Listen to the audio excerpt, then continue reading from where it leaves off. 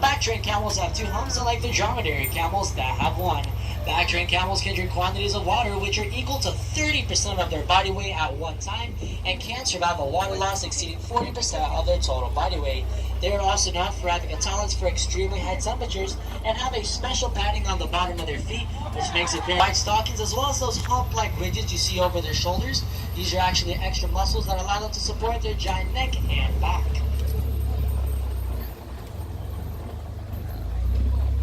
Alrighty folks, we are now entering the African jungle exhibits. And if you look over to my right hand side, I know it'll be a little hard to see because of the elevation, but this is the paddock, more than one silverback, as only one will retain the title of dominant alpha male, or just move around their native habitats.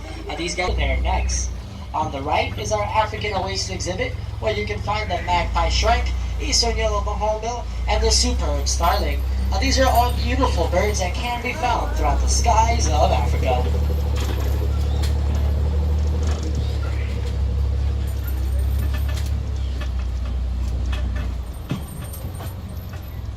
Their white underbellies, their narrow black stripes, and their rounded ears. Zebras actually use their stripes as a method of camouflage. They live in small herd groups, but do congregate around the same watering holes as other herds. When they are approached by a predator, they will run in different directions in the areas of Africa. They were actually unknown to science until the early 1900s due to their secretive nature and remote habitats. Here at the zoo, we have two okapis, an adult male and female, and we give annual contributions to conservation programs in their native habitat every year to assure their survival and growth as an overall species. Over on the right-hand side, you can find our Samburu giraffe feeding station, where you can have the once-in-a-lifetime opportunity to feed the world's tallest living land animal, the reticulated and the Rothschild giraffes. Now, if you guys continue to look over to my right-hand side, you might notice that the giraffes do not live by themselves on this large paddock. They share with a variety of wildlife like the grand zebras, the grand gazelles, and an ostrich. These animals are able to easily coexist in captivity as they do not compete for any of the same food sources in the wild. This is called our Plains of Africa exhibit and is our largest mixed paddock here at the zoo. It does an amazing job of representing the fact that animals can live together in human care as well as in their native habitats.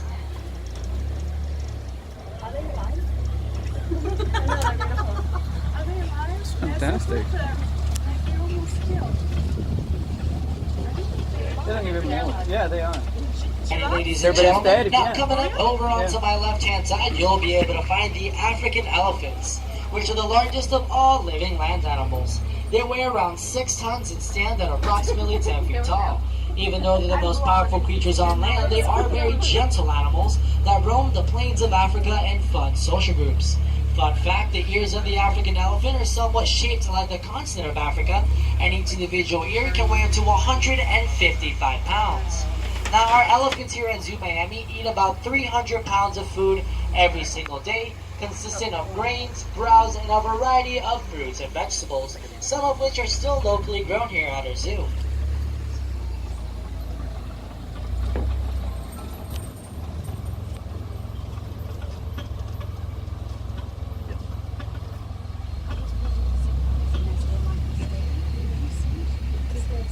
Alrighty folks, now coming up over onto my right hand side, you can find the greater kudu, which is the second largest and most uncommon of all African antelope species.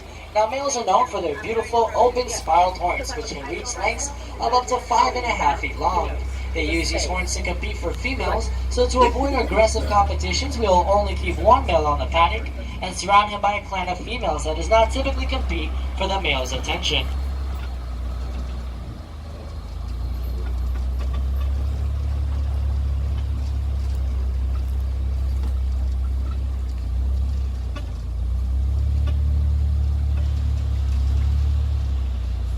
Gentlemen, over on the left-hand side, you can find the black rhino, which is in fact gray and often assumes the color of the mud in which it wallows.